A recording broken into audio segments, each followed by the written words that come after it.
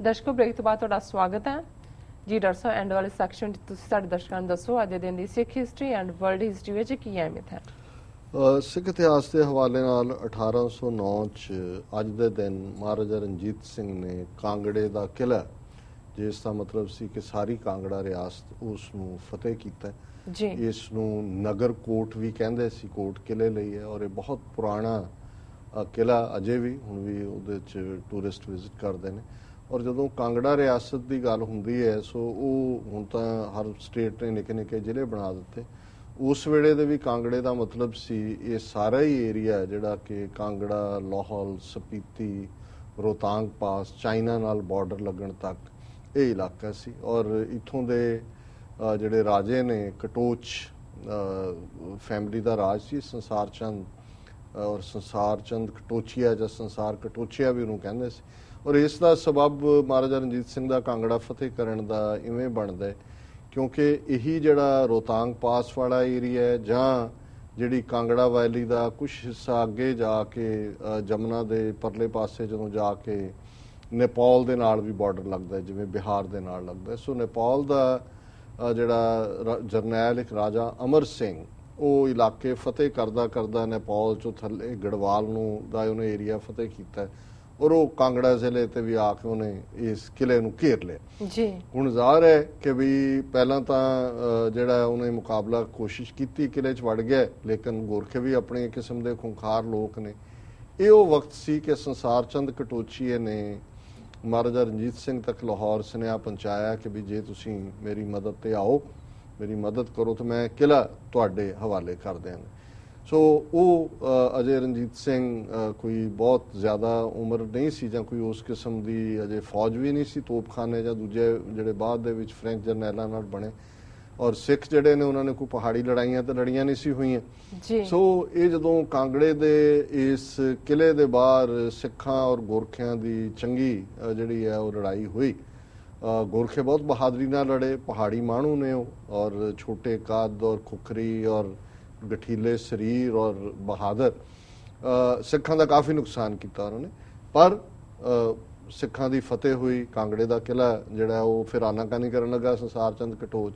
ਰਣਜੀਤ ਸਿੰਘ ਨੇ ਕਿਹਾ ਵੀ ਇਵੇਂ ਨਹੀਂ, ਹੁਣ ਇਸ ਤਰ੍ਹਾਂ ਜਿਹੜਾ ਇਕਰਾਰ ਹੈ ਉਹ ਇਕਰਾਰ ਹੀ ਹੈ। ਪਰ ਉਸ ਦਾ ਇਹ ਫਾਇਦਾ ਹੋਇਆ ਕਿ ਗੋਰਖਿਆਂ ਦੀ ਬਹਾਦਰੀ ਤੋਂ ਮਹਾਰਾਜਾ ਰਣਜੀਤ ਸਿੰਘ ਬਹੁਤ ਇੰਪ੍ਰੈਸ ਹੋਏ। ਔਰ ਕਿਉਂਕਿ ਉਹ ਘੋੜ ਚੜੇ ਤਾਂ ਨਹੀਂ ਸੀ, ਸਾਰੇ ਪੈਦਲ ਲੜਨ ਵਾਲੇ ਸੀ। ਸਿੱਖਾਂ ਦੀ ਜ਼ਿਆਦਾ ਐਕਸਪਰਟੀਜ਼ ਘੋੜ ਚੜਿਆਂ ਦੀ ਸੀ ਕਿਉਂਕਿ ਸਾਰੀ ਗੁਰਿਲਾ ਲੜਾਈ 18ਵੀਂ ਸਦੀ ਦੀ ਘੋੜਿਆਂ ਦੇ ਉੱਤੇ ਸੀ। ਸੋ ਥੋੜੀ ਦੇਰ ਬਾਅਦ ਹੀ ਮਹਾਰਾਜ, ਕਿਉਂਕਿ ਫਿਰ ਗੋਰਖਿਆਂ ਦੀ ਟੱਕਰ ਬਾਅਦ ਚ ਅੰਗਰੇਜ਼ਾਂ ਨਾਲ ਵੀ ਹੋਈ 1820 ਤੱਕ ਪਹੁੰਚਦੇ ਉਹਨਾਂ ਦੀਆਂ, ਤੇ ਰਣਜੀਤ ਸਿੰਘ ਨੇ ਇਹ ਦੇਖਿਆ ਕਿ ਵੀ ਇਹਨਾਂ ਗੋਰਖਿਆਂ ਦੀ ਪੈਦਲ ਫੌਜ ਬਣਾਉਣੀ ਚਾਹੀਦੀ ਹੈ। ਔਰ ਲਾਹੌਰ ਦਰਬਾਰ ਦੇ ਵਿੱਚ ਫਿਰ ਗੋਰਖਿਆਂ ਦੀ ਭਰਤੀ, ਜਿਹੜੇ ਖਾਸ ਤੌਰ ਤੇ ਅੰਗਰੇਜ਼ਾਂ ਤੋਂ ਵੀ ਕੁਝ ਛੱਡ ਕੇ ਆਏ ਸੀ, ਕੁਝ ਨਵੇਂ, ਔਰ ਉਹਨਾਂ ਗੋਰਖਿਆਂ ਨੇ ਫਿਰ ਪਿਸ਼ਾਵਰ ਦੇ ਵਿੱਚ ਦੂਜੀ ਤੀਜੀ ਥਾਵਾਂ ਤੇ ਕਾਫੀ ਜਿਹੜਾ ਹੈ ਉਹ ਬਹਾਦਰੀ ਦੇ ਨਾਲ ਲੜਦੇ ਰਹੇ। ਔਰ ਇਹੀ ਕਾਰਨ ਸੀ ਕਿ ਮਹਾਰਾਣੀ ਜਿੰਦਾਂ ਜਦੋਂ ਯੂਪੀ ਤੋਂ ਆਲਰੇਡੀ ਉਸ ਵਿਰਾਗਣ ਦੇ ਭੇਸ ਦੇ ਵਿੱਚ, ਫਕੀਰਨ ਦੇ ਭੇਸ 'ਚ ਨਿਕਲ ਕੇ ਨੇਪਾਲ ਪਹੁੰਚੀ 1847-48 ਦੇ ਟਾਈਮ 'ਚ, ਤੇ ਫਿਰ ਲਗਭਗ 13 ਸਾਲ ਜਿਹੜਾ ਨੇਪਾਲ ਦੇ ਰਾਜੇ ਨੇ ਉਹਨੂੰ ਐਜ਼ ਏ ਸਟੇਟ ਗੈਸਟ, ਜਿਹਨੂੰ ਅੱਜ ਅਸੀਂ ਪੋਲੀਟੀਕਲ ਅਸਾਈਲਮ ਕਹਿੰਦੇ, ਉਹ ਰੱਖਿਆ। ਸੋ ਇਹ ਤਾਲੁਕ ਡਿਵੈਲਪ ਹੋਏ ਸੀ। ਸੋ ਕਾਂਗੜੇ ਨੂੰ ਫਤਿਹ ਕਰਨ ਦੇ ਨਾਲ ਬਹੁਤ ਲੰਬਾ ਜਿਹੜਾ ਏਰੀਆ ਉਹ ਸਿੱਖ ਰਾਜ ਦੇ ਵਿੱਚ ਆਇਆ ਔਰ ਇਹ ਹਿਸਟੋਰੀਕਲ ਕਿਲ੍ਹਾ ਵੀ ਸਿੱਖਾਂ ਦੇ ਕੋਲ ਆਇਆ। ਵੈਸੇ ਬਾਅਦ ਚ ਸੰਸਾਰ ਚੰਦ ਕਟੋਚ ਦੀਆਂ 2 ਕੁੜੀਆਂ ਦੇ ਨਾਲ ਵੀ ਰਣਜੀਤ ਸਿੰਘ ਨੇ ਵਿਆਹ ਕਰਾਇਆ, ਗੁੱਡਾਂ ਤੇ ਪਤਾ ਨਹੀਂ ਕਿਹੜੀ। ਔਰ ਜਦੋਂ ਸਤੀ ਹੋਣ ਦੀ ਗੱਲ ਆਉਂਦੀ ਹੈ ਜੀ, ਇੰਨੀਆਂ ਰਣਜੀਤ ਸਿੰਘ ਦੇ ਨਾਲ ਸਤੀ ਹੋਈਆਂ, ਔਰ ਰਾਜਪੂਤਾਂ ਜੀ ਸੀ, ਉਹ ਨਾਲ ਸਤੀ ਵੀ ਹੋ ਗਈਆਂ, ਪਰ ਇਹ ਇੱਕ ਵੱਖਰਾ ਚੈਪਟਰ ਹੈ। ਪਰ ਇਹ ਇੱਕ ਇਧਰ ਚਾਈਨਾ ਦੇ ਨਾਲ ਬਾਰਡਰ, ਗੋਰਖਿਆਂ ਦਾ ਸਿੱਖ ਫੌਜ ਚ ਆਉਣਾ, ਔਰ ਇਹ ਇੱਕ ਸਾਂਝ ਦੀ ਜਿਹੜੀ ਸੀ ਗੱਲ, ਇਹ ਅੱਗੇ ਤੁਰੀ। 1920 ਚ ਅਰੂੜ ਸਿੰਘ, ਜਿਹਨੇ ਜਲਿਆਂਵਾਲੇ ਬਾਗ ਦੇ ਉਸ ਮਾੜੇ ਕਾਰੇ ਨੂੰ ਕਰਨ ਵਾਲੇ ਡਾਇਰ ਨੂੰ ਸਿਰੋਪਾਓ ਦਿੱਤਾ ਸੀ, ਉਹਨੇ ਆ ਕੇ ਜਲਿਆਂਵਾਲੇ ਬਾਗ 'ਚ ਇੱਕ ਬੜਾ ਵੱਡਾ ਸਮਾਗਮ ਗੁਰਸੇਵਕ ਕਮੇਟੀ ਨੇ ਕੀਤਾ ਔਰ ਉਸ ਨੇ ਜਿਹੜਾ ਆ ਕੇ ਗਲ 'ਚ ਪੱਲਾ ਪਾ ਕੇ ਮਾਫੀ ਮੰਗੀ ਕਿ ਮੇਰੇ ਤੋਂ ਗਲਤੀ ਹੋਈ, ਔਰ ਉਹਨੇ ਆਪਣੇ ਅਹੁਦੇ ਤੋਂ ਵੀ ਅਸਤੀਫਾ ਦੇ ਦਿੱਤਾ। 1933 ਚ ਅੱਜ ਦੇ ਦਿਨ ਸੇਵਾ ਸਿੰਘ ਠੀਕਰੀਵਾਲਾ, ਜਿਹੜੇ ਪਟਿਆਲਾ ਰਿਆਸਤ ਠੀਕਰੀਵਾਲਾ ਪਿੰਡ ਦੇ ਸਨ, ਉਹਨਾਂ ਨੂੰ ਮਹਾਰਾਜਾ ਪਟਿਆਲਾ ਨੇ ਫਿਰ ਗ੍ਰਿਫਤਾਰ ਕੀਤਾ। ਲਗਾਤਾਰ ਉਹ ਹਰਾਸ ਕਰਦਾ ਰਹਿੰਦਾ ਸੀ। ਜੇਲ੍ਹ 'ਚ ਉਹਨਾਂ ਨੇ 20 ਜਨਵਰੀ 1935 ਨੂੰ ਫਿਰ ਸ਼ਹੀਦੀ ਪਾਈ ਔਰ ਇਹ ਖੂਨ ਹੀ ਸੀ ਸੇਵਾ ਸਿੰਘ ਠੀਕਰੀ ਵਾਲੇ ਦਾ, ਇਹ ਮਹਾਰਾਜਾ ਪਟਿਆਲਾ ਭੁਪਿੰਦਰ ਸਿੰਘ ਦੇ ਸਿਰ ਹੈ।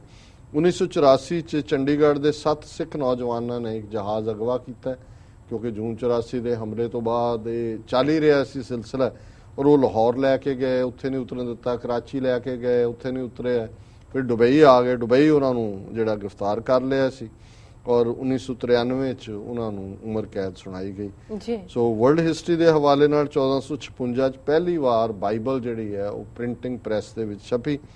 1572 ਚ ਫਰਾਂਸ ਦੇ ਕੈਥੋਲਿਕ ਬਾਦਸ਼ਾਹ ਲੂਈ ਨੇ 70,000 ਪ੍ਰੋਟੈਸਟੈਂਟ ਈਸਾਈਆਂ ਨੂੰ ਮੌਤ ਦੇ ਘਾਟ ਉਤਾਰਿਆ। ਇਹ ਕ੍ਰਿਸਚੀਅਨਿਟੀ ਜਿਹੜੀ ਪੀਸ ਦੀ ਗੱਲ ਕਰਨ ਵਾਲੇ ਨੇ, ਇਹਨਾਂ ਦਾ ਵੀ ਆਪਣਾ ਇਹ ਹਾਲ ਹੈ। 1608 ਦੇ ਵਿੱਚ ਈਸਟ ਇੰਡੀਆ ਕੰਪਨੀ ਜਿਹੜੀ ਵਪਾਰੀ ਕੰਪਨੀ ਸੀ, ਉਹਨਾਂ ਦੇ ਜਹਾਜ਼ਾਂ ਦੀ ਪਹਿਲੀ ਕੁਮਕ ਸੂਰਤ ਗੁਜਰਾਤ ਦੇ ਵਿੱਚ ਪਹੁੰਚੀ। ਸੋ ਐਸੇ ਉੱਥੇ ਵੜੇ, ਫਿਰ ਉਹਨਾਂ ਨੇ ਸਾਰਾ ਇੰਡੀਆ ਹੌਲੀ ਫਤਿਹ ਕਰ ਲਿਆ। ਪਹਿਲਾਂ ਆਏ ਵਪਾਰੀ ਬਣ ਕੇ ਸੀ। 1690 ਚ ਕਲਕੱਤਾ ਸ਼ਹਿਰ ਦੀ ਨੀਂਹ ਰੱਖੀ ਗਈ। 1814 ਚ ਬ੍ਰਿਟਿਸ਼ ਆਰਮੀ ਨੇ ਇੱਕ ਵਾਰ ਫੇਰ, ਪਹਿਲਾਂ ਤਾਂ ਇਹਨਾਂ ਦੇ ਨਾਲ ਜਿਹੜੀ ਵਾਰ ਹੋਈ ਰੈਵੋਲੂਸ਼ਨਰੀ ਵਾਰ 1776 ਤੋਂ ਬਾਅਦ, ਪਰ ਇੱਥੇ ਵਾਸ਼ਿੰਗਟਨ ਡੀਸੀ ਤੇ ਇਹਨਾਂ ਨੇ ਹਮਲਾ ਕਰਕੇ ਵਾਈਟ ਹਾਊਸ ਸਾੜ ਦਿੱਤਾ ਔਰ ਬਹੁਤ ਸਾਰੀਆਂ ਦਫ਼ਤਰਾਂ ਦੀਆਂ ਬਿਲਡਿੰਗਾਂ ਵੀ ਸਾੜਤੀਆਂ। 1891 ਚ ਥਾਮਸ ਐਡੀਸਨ ਨੇ ਮੋਸ਼ਨ ਪਿਕਚਰ ਕੈਮਰੇ ਨੂੰ ਪੇਟੈਂਟ ਕਰਵਾਇਆ। ਇਹ ਸਾਡੀ ਟੈਕਨੀਕਲ ਟੀਮ ਵਾਲੇ ਸੁਣ ਲੈਣ ਕਿ 1891 ਚ ਥਾਮਸ ਐਡੀਸਨ ਨੇ ਕਰਾਇਆ ਸੀ ਜੀ। 1949 ਚ ਯੂਐਸ ਦੀ ਸਰਪ੍ਰਸਤੀ ਹੇਠ ਨਾਰਥ ਐਟਲਾਂਟਿਕ ਟ੍ਰੀਟੀ ਆਰਗੇਨਾਈਜੇਸ਼ਨਸ ਦਾ ਗਰੁੱਪ ਸੋਵੀਅਤ ਯੂਨੀਅਨ ਨੂੰ ਜਿਹੜਾ ਹੈ ਉਹ ਥਾਂ ਸੇ ਰੱਖਣ ਲਈ ਬਣਿਆ। 1954 ਚ ਅਮਰੀਕਾ ਨੇ ਕਮਿਊਨਿਸਟ ਕੰਟਰੋਲ ਐਕਟ ਪਾਸ ਕੀਤਾ ਔਰ ਕਮਿਊਨਿਸਟ ਪਾਰਟੀ ਨੂੰ ਇੱਥੇ ਗੈਰ ਕਾਨੂੰਨੀ ਕਰਾਰ ਦਿੱਤਾ ਗਿਆ। ਅੱਜ ਤੱਕ ਵੀ ਜਿਹੜਾ ਕੋਈ ਕਮਿਊਨਿਸਟ ਹੈ ਉਹਨੂੰ ਗ੍ਰੀਨ ਕਾਰਡ ਵੀ ਨਹੀਂ ਦਿੰਦੇ, ਉਹਨੂੰ ਲਿਖਣਾ ਪੈਂਦਾ I was never a member of communist party. ਜੀ ਡਾਕਟਰ, ਇਹ ਵਰਲਡ ਹਿਸਟਰੀ। ਜੀ ਡਾਕਟਰ ਸਾਹਿਬ, ਤੁਹਾਡਾ ਬਹੁਤ ਬਹੁਤ ਧੰਨਵਾਦ। ਹੁਣ ਸਾਡੇ ਦਰਸ਼ਕਾਂ ਦੱਸੋ ਅੱਜ ਦਾ ਵਿਚਾਰ। ਅੱਜ ਦੇ ਵਿਚਾਰ ਲਈ ਅਸੀਂ 10ਵੇਂ ਪਾਤਸ਼ਾਹ ਦੇ ਜ਼ਫਰਨਾਮੇ ਦੇ 5 ਸ਼ੇਅਰ ਚੁਣੇ ਨੇ ਜੀ। ਪਹਿਲਾ ਸ਼ੇਅਰ ਹੈ, ਹੁਮਾਰਾ ਕਸੇ ਸਾਇਆ ਆਇਦ ਬਜ਼ੇਰ ਬਰੋ ਦਸਤ ਦਾਰਦ ਨਾ ਜਾਗੇ ਦਲੇਰ। ਇਹ ਔਰੰਗਜ਼ੇਬ ਨੂੰ ਫਤਿਹ ਦੀ ਚਿੱਠੀ ਮੁਖਾਤਬ ਹੈ। ਇਸਲਾਮ ਦੇ ਵਿੱਚ ਹੁਮਾ ਪੰਛੀ ਦਾ ਜ਼ਿਕਰ ਹੈ ਔਰ ਇਹ ਕਿਹਾ ਜਾਂਦਾ ਹੈ ਕਿ ਜਿਹੜਾ ਹੁਮਾ ਪੰਛੀ ਦੀ ਸ਼ੈਡੋ ਚ ਆ ਜਾਏ ਉਸ ਦਾ ਕੋਈ ਕੁਝ ਨਹੀਂ ਵਿਗਾੜ ਸਕਦਾ। ਸੋ 10ਵੇਂ ਪਾਤਸ਼ਾਹ ਨੇ, ਕਿਉਂਕਿ ਔਰੰਗਜ਼ੇਬ ਇਸਲਾਮ 'ਚ ਯਕੀਨ ਕਰਨ ਵਾਲਾ ਹੈ, ਸਿੰਬੋਲਿਜ਼ਮ ਵੀ ਇਸਲਾਮ ਦਾ ਵਰਤਿਆ, ਕਿ ਉਹਨਾਂ ਨੇ ਕਿਹਾ ਕਿ ਵੀ ਮੇਰੇ ਉੱਤੇ ਉਸ ਹੁਮਾ ਪੰਛੀ ਦਾ ਸਾਇਆ ਸ਼ੈਡੋ ਹੈ ਤੇ ਜਿਹਦੇ ਤੇ ਇਹ ਛਾਇਆ ਹੋਏ ਉਸ ਨੂੰ ਕੋਈ ਚਲਾਕ ਕਾਂ ਜਾਗੇ ਦਲੇਰ ਉਹਦਾ ਕੁਝ ਨਹੀਂ ਵਿਗਾੜ ਸਕਦਾ। ਕਿ ਤੂੰ ਚਲਾਕ ਕਾਂ ਹੈ ਤੇ ਮੇਰੇ ਤੇ ਹੁਮਾ ਦਾ ਸਾਇਆ, ਤੂੰ ਮੇਰਾ ਕੀ ਵਿਗਾੜ ਲਏਂਗਾ।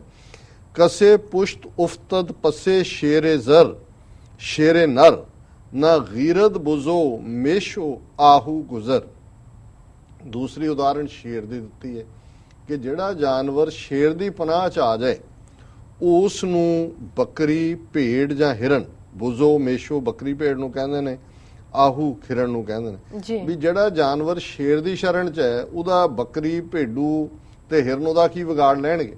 ਸੋ ਮਤਲਬ ਹੈ ਕਿ ਵੀ ਮੈਂ ਉਸ ਅਕਾਲ ਪੁਰਖ ਸ਼ੇਰ ਦੀ ਨਿਗਾਹ ਚ ਹੈ ਤੇ ਤੇਰਾ ਰੁਤਬਾ ਜਿਹੜਾ ਉਹ ਬੱਕਰੀਆਂ ਔਰ ਭੇਡੂਆਂ ਵਾਲਾ ਹੈ, ਹਿਰਨਾਂ ਵਾਲੇ। ਕਸਮ ਮਸਹਫੇ ਖੁਦ ਅਗਰ ਈ ਖੁਰਮ ਨਾ ਫੌਜੇ ਅਜ਼ੀਂ ਜ਼ੇਰ ਸਮ ਅਫਗਨਮ। ਕਿ ਮੈਂ ਤੇਰੀ ਕੁਰਾਨ ਸ਼ਰੀਫ ਦੀ ਖਾਦੀ ਸਹੁੰ ਤੇ ਯਕੀਨ ਕੀਤਾ, ਜੇ ਮੈਂ ਯਕੀਨ ਨਾ ਕਰਦਾ, ਮੈਂ ਵੀ ਤੇਰੇ ਵਾਂਗੂ ਇੱਕ ਝੂਠਾ ਬੰਦਾ ਹੁੰਦਾ ਤੇ ਫਿਰ ਮੈਂ ਕਦੇ ਵੀ ਆਪਣੀ ਫੌਜ ਨੂੰ ਅਨੰਦਪੁਰ ਦੇ ਕਿਲੇ ਤੋਂ ਬਾਹਰ ਨਾ ਲਿਆਂਦਾ। ਪਰ ਤੂੰ ਝੂਠਾ ਹੈ ਔਰ ਤੂੰ ਕੁਰਾਨ ਦੇ ਵੀ ਤੌਹੀਨ ਕੀਤੀ ਹੈ ਔਰ ਤੂੰ ਵਾਦਾ ਖਿਲਾਫ ਆਦਮੀ ਹੈ ਜੀ। ਗਰਸ ਨੇ ਜੇ ਕਾਰੇ ਕੁਰਦ ਚਹਿਲ ਨਰ ਜੇ ਕੇ ਦਹਿਲਕ ਬਰਾਇਦ ਬਰੋ ਬੇਖਬਰ।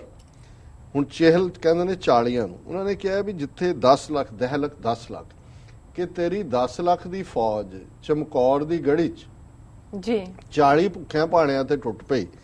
ਗਰਸ ਨੇ ਚਕਾਰੇ ਕੁਨਦ ਚਹਿਲ ਨਰ, 40 ਭੁੱਖੇ ਭਾਣੇ ਕੀ ਕਰ ਸਕਦੇ ਸੀ ਕਿ ਦਹਿਲਕ ਬਰਾਇਦ ਬਰੋ ਬੇਖਬਰ, ਕਿ ਜਦੋਂ ਉਹਨਾਂ ਤੇ ਅਚਨਚੇਤ 10 ਲੱਖ ਦੀ ਫੌਜ ਟੁੱਟੀ ਤੇ ਅਖੀਰਲਾ ਸ਼ੇਰ ਹੈ ਕਿ ਪੈਮਾ ਸ਼ਿਕਨ ਬੇਦਰੰਗ ਆਮਦੰਦ। ਪੈਮਾ ਸ਼ਿਕਨ ਹੁੰਦਾ ਵਾਦਾ ਤੋੜਨ ਵਾਲਾ, ਕਿ ਤੂੰ ਵਾਦਾ ਤੋੜਨ ਵਾਲਾ ਹੈ, ਤੇਰੀ ਫੌਜ ਬੇਦਰੰਗ ਬਿਨਾਂ ਦੇਰੀ ਦੇ ਆ ਕੇ ਸਾਡੇ ਤੇ ਟੁੱਟ ਪਈ। ਮਾਇਆ ਤੇਗ ਉਤੀਰੋ ਤੁਫੰਗ ਆਮਦੰਦ, ਉਹਨਾਂ ਨੇ ਤੇਗ, ਤੀਰ ਤੇ ਤੁਫੰਗ ਕਹਿੰਦੇ ਨੇ ਬੰਦੂਕ ਨੂੰ। ਜੀ ਉਹਨਾਂ ਨੇ ਤੀਰਾਂ ਦਾ, ਤਲਵਾਰਾਂ ਦਾ ਔਰ ਬੰਦੂਕ ਦੇ ਨਾਲ ਜਿਹੜਾ ਗੋਲੀਆਂ ਦਾ ਉਹਨਾਂ ਨੇ 4 ਚਫੇਰੇ ਮੀਂਹ ਵਰਾ ਦਿੱਤਾ ਹੈ। ਸੋ ਇਹ 10ਵੇਂ ਪਾਤਸ਼ਾਹ ਹੁਣ ਚਮਕੌਰ ਦੀ ਗੜੀ ਦੀ ਉਸ ਜੰਗ ਜਿਹੜੀ ਅਸਾਮੀ ਜੰਗ ਸੀ, 40 ਭੁੱਖੇ ਪਾਣੇ 10 ਲੱਖ, ਉਸ ਦਾ ਜ਼ਿਕਰ ਕਰਦੇ ਨੇ ਔਰ ਆਉਣ ਵਾਲੇ ਸ਼ੇਰਾਂ ਦੇ ਵਿੱਚ ਇਸ ਲੜਾਈ ਦਾ ਹੋਰ ਵੀ ਵੇਰਵੇ ਨਾਲ ਜ਼ਿਕਰ ਹੋਏਗਾ। ਸੋ ਇਹ ਅੱਜ ਦਾ ਵਿਚਾਰ ਹੈ। ਜੀ ਡਾਕਟਰ ਸਾਹਿਬ, ਤੁਹਾਡਾ ਬਹੁਤ ਬਹੁਤ ਸ਼ੁਕਰੀਆ, ਤੁਸੀਂ ਅੱਜ ਦਾ ਵਿਚਾਰ ਸਾਡੇ ਦਰਸ਼ਕਾਂ ਨਾਲ ਸਾਂਝਾ ਕੀਤਾ। ਇਸ ਦੇ ਨਾਲ ਆਪਣੇ ਵਿਊਅਰਸ ਕੋਲ ਲੈਣੇ ਇਜਾਜ਼ਤ। ਵਿਊਅਰਸ, ਸਾਡੇ ਪ੍ਰੋਗਰਾਮ ਦਾ ਸਮਾਂ ਇੱਥੇ ਸਮਾਪਤ ਹੁੰਦਾ। ਤੁਸੀਂ ਆਪਣੇ ਰਾਏ ਤੇ ਸੁਝਾਅ ਸਾਨੂੰ ਭੇਜਣਾ ਨਾ ਭੁੱਲਣਾ ਸਾਡੇ ਇਸ ਪਤੇ ਤੇ sos@tv84.tv ਤੇ। ਅਸੀਂ ਆਪਣਾ ਪ੍ਰੋਗਰਾਮ ਲੈ ਕੇ ਫਿਰ ਦੁਬਾਰਾ ਹਾਜ਼ਰ ਹੋਵਾਂਗੇ। ਤਦ ਤੱਕ ਲਈ ਮੈਨੂੰ ਤੇ ਆਪਣਾ ਸੁਣਾ ਗਿਆ ਦਿਓ। ਦੇਖਦੇ ਰਹੋ TV84। ਬੁਲਾ ਦਿਓ ਫਤਿਹ। ਵਾਹਿਗੁਰੂ ਜੀ ਕਾ ਖਾਲਸਾ, ਵਾਹਿਗੁਰੂ ਜੀ ਕੀ ਫਤਿਹ।